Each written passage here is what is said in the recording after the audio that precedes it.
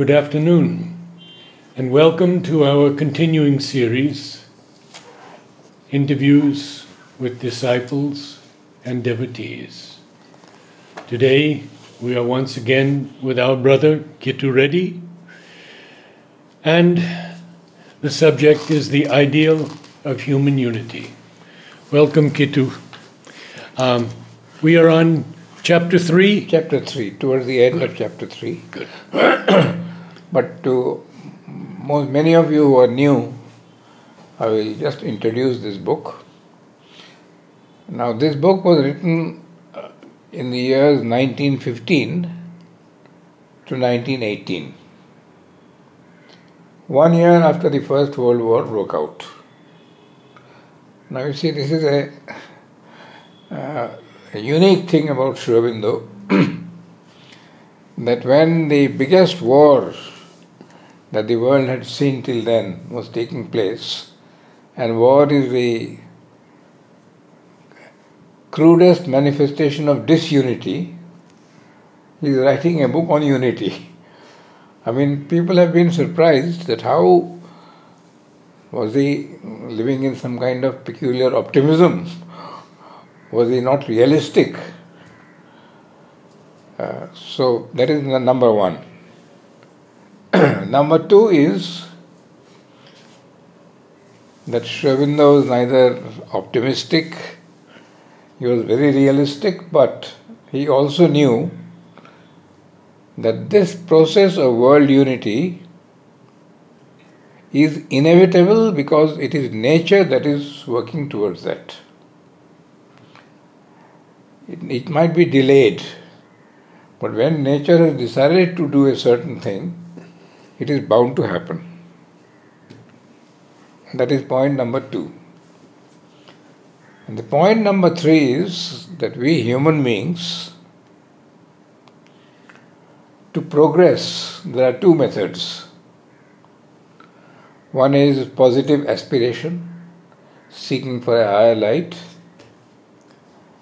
Another is getting blows and kicks which will waken you up to improve and progress yourself. Unfortunately,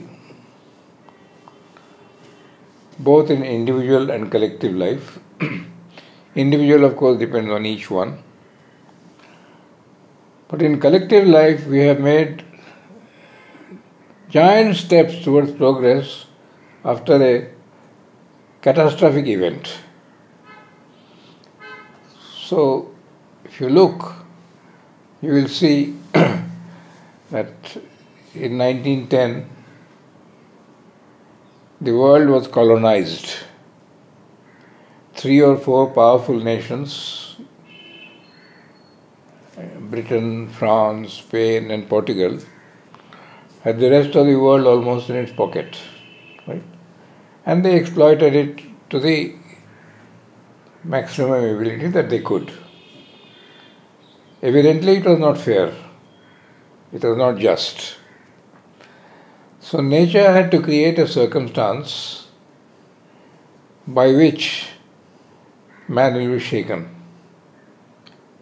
And this very unpleasant circumstance came in 1914. Before that there were wars. But this was a world war, because all the colonies had to contribute to the war effort, there was no choice. India had to send almost 1 million soldiers to fight in Africa and in different parts of the world. And all other countries that were under the colonies had to fight for their mother country, what they call the mother country, right? But it was very painful. And as a result of the terrible pain, the leaders of the world, of mankind, said we must not allow this to happen again. So they created in 1919 an organization called the League of Nations to ensure peace and justice throughout the whole world. But it was made up only of 50 countries. Today in the world there are approximately 200 countries.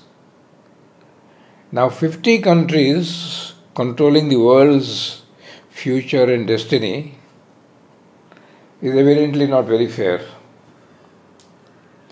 So on the day that it was formed, in the next month itself, Sri Aurobindo wrote that the League of Nations is bound to fail.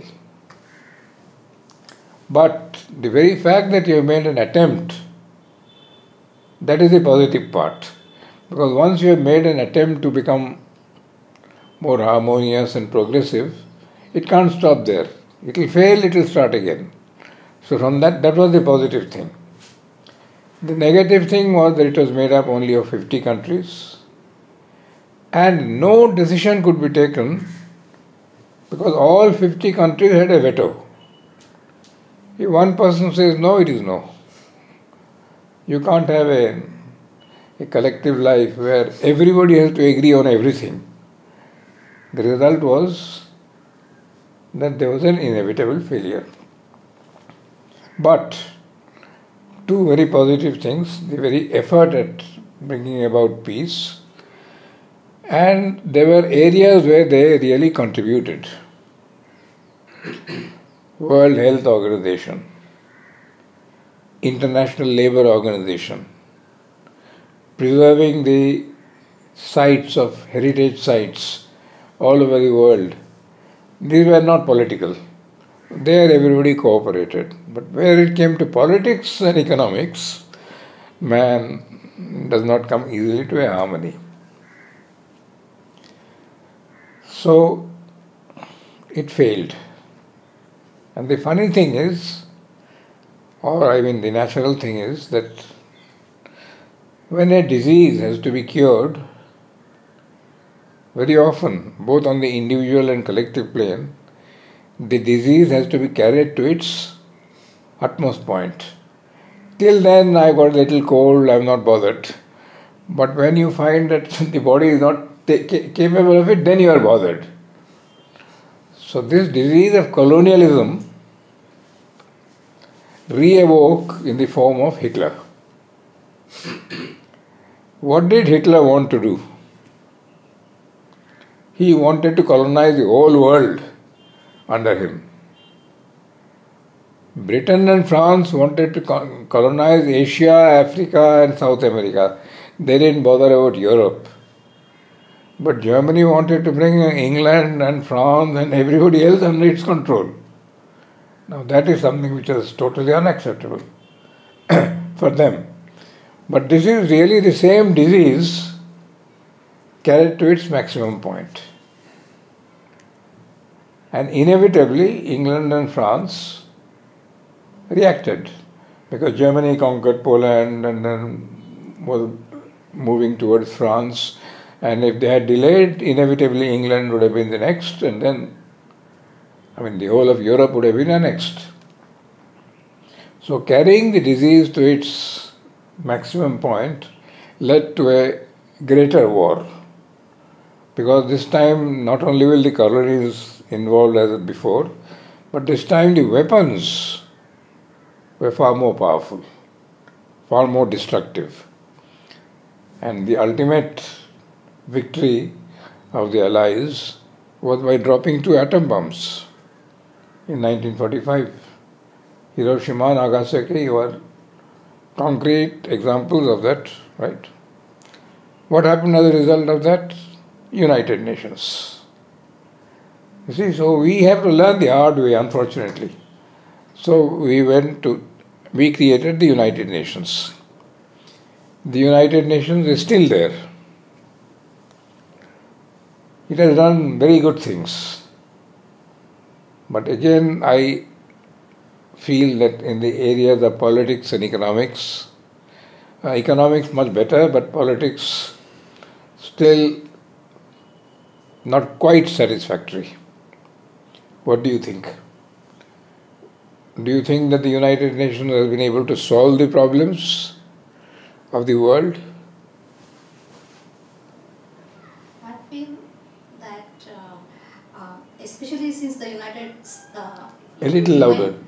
Since the United Nations is located in the New York City, which is an American city, so United States has little extra control over the procedures and proceedings of the UN. Because they are the ones who contribute the most. Yes. They are the richest country, they have the money, and inevitably they look at their interests first rather than the world's interests. So, the question now which Sri Aurobindo raises in the last chapter, which was written in 1950, is twofold. Does the United Nations have to be replaced by a more harmonious body, which will effective body rather? Or can we keep the United Nations but change a little bit its structure? He suggests that today there are 5 permanent Security Council members. He suggests that it should be enlarged. And India has very recently suggested 13 or 14 permanent members with vetoes for more than 1, 2 or 3 at the same time. See, in order to make it a little more democratic. So if it succeeds, and India has put its weight behind it, that we want an enlarged Security Council, you can't have all 200 members deciding. Nothing will happen. It will be only talk. So the number also has to be fixed, 13 or 15 or 14. And then even now there are non-permanent members every 2 years. So that can continue. So it will be probably 25 with 12 or 13 permanent members. So it's an evolutionary process. The whole question is, do we need another shock? Or can we be intelligent enough? You answer. Speak out. What do you think? You need another shock? Hope not. Enough words. No, this is your hope. But what is your vision? What do you think will happen? Hope, everybody hopes not. But We cannot afford one more shock. We already have created a huge shock for the earth through the climate problems. We cannot handle one more war because everybody has... Because there will be no winner. Everybody has now terrible... That's why I said no winner, all losers. Yes. So that is the main thing that is holding us back today. This threat of total destruction. But that is not enough. There has to be an inner content of where we learn to work together harmoniously, peacefully, creating a new world where there is justice, as Sri Aurobindo says. Total justice is not possible, but avoidable injustice should be removed, and all human beings should be given the opportunity. All nations, collectivities, individuals should be given the opportunity to grow according to their nature, what we call in India according to their Swadharma, right? Now that is a little futuristic. Again, my question to you is that do you think that we are moving in that direction? Slowly? Yeah, we are moving in that direction. Huh? Yeah, we are moving in the right direction, in the positive way. I agree, because the support that I see, especially for Auroville, it definitely, I think... Auroville is the future of the world. If Auroville succeeds, the world succeeds. And Auroville will succeed. It might take, as Mother said, 50 years or 100 years, but the direction is very clear. There are problems, and in an endeavor of this very high idealism, the higher the ideal, the more the problems. Small ideals, small problems. So, I do believe that with a little modification of the United Nations, much more important is with the inner growth of mankind, and that I believe is already in process. And there are two reasons for it. One is the external reason. Today, any event that happens in any part of the world affects some country or the other in a different way. Somewhere in Catalonia, Spain, there is some problem. Immediately, in India, there are people who are demanding separation. They are using that. So today, the world is so interdependent and so interconnected that nothing happens in one part of the world which does not affect somebody else. That is point number one. That is on the ground level, practical. On the higher level, I am quite convinced, it is very subjective, that spirituality is coming into the forefront everywhere. And that is where India will have to play a very categorical, distinct role. Because, not that men are not spiritual all over the world, everywhere there is spirituality. But India is the one country where spirituality is so deeply rooted that even the average man, uneducated, simple, he has a little belief and faith in that higher power. He believes that there is a higher power, and that higher power will save us from future destruction, unhappiness, etc., etc. I believe that this has already started now again in Europe.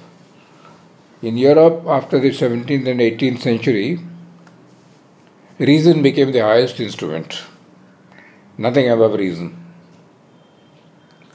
And that has done some very positive things, but it has also done some negative things. And the negative thing is that it has closed your doors to religion and spirituality. And there is a tendency today all over the world, including here, that reject religion. Sri Aurobindo says, don't reject religion, raise religion. In the human cycle, there is a whole chapter where he says religion is the first starting point towards that higher power. But it is mixed up with rituals and narrowness and many other things. So don't give up the thing. Raise the thing. Raise it to a higher level. And then we enter into what is called true spirituality. And I believe that in a very indirect way, and Modi has been very clever in that point of view, June 21st is known as the Yoga Day. International Yoga Day, signed by 195 countries, which means everybody. At the beginning they will start yoga as Hatha Yoga, pranayam, stretching, this, right? But then when they start, their curiosity increases, they begin to realize that yoga means something more and something more. It means self-control, self-mastery, self-realization. Right? So this is a very indirect way, and so it was a very good political move to make June 21st as the International Yoga Day. So these are the steps by which we are moving forward, and inevitable success. The third one is that I don't want to talk too much about it, but that is my faith, and I don't know what about you, that since the supermind has descended, the supramental force, I have not seen it, I don't know what it is, but I know that both Mother and Sri Aurobindo have spoken about it, and that now the world will move at a much faster pace towards harmony, peace, progress, understanding, growth in every possible way. Now if you have any questions you can ask, otherwise I'll come back to the chapter. Any comments? Any questions? Can you briefly describe A what is little louder. supermind? Can you briefly describe what is supermind? No, you see, very honestly, you can describe something which you know. Okay. I don't know what is supermind. I have read as to what is supermind. I can tell you what I have read. The supermind is a power. You see, first of all, there is the physical, the vital, the mental, the subconscious, the inconscient, and then above the mental there are the higher powers, intuition, revelation. Then there is overmind. And above that, Sri Aurobindo believed that there is a power called the supermind, which was mentioned in the Vedas, which they did not even try because they thought it's too difficult. Now, by definition, if the supermind manifests itself in an individual, it is the surest sign of perfection. Because in the supermind, everything is perfect. But it being there is not enough. We have to be identified with that consciousness. Right? And so when we are identified with the supramental consciousness, we become perfect. Perfect is always a relative term. What is perfect today, after 10 years, is not as perfect as it should be. It is always progressive. So if you understand it from that point of view, you will realize that the supermind has descended on earth in 1956 on February 28th, I think, or 29th. 29th. I remember the day because mother was taking a class in the playground, right under the map she was sitting. And then after the class, there was a meditation. And when she opened her eyes, everything was normal. She remarked something to this effect, exact words I don't know, that I thought that everybody will be flat because the supermind had descended. Nobody was aware. Only 3 persons in this world were aware. I think mother had promised someone. So he was in the train. He got, I didn't mention the name deliberately. He was in the train and he got a very clear indication. When he asked mother, mother said yes. Somebody in Africa. And I don't know who the third person. Vidyut's father. Huh?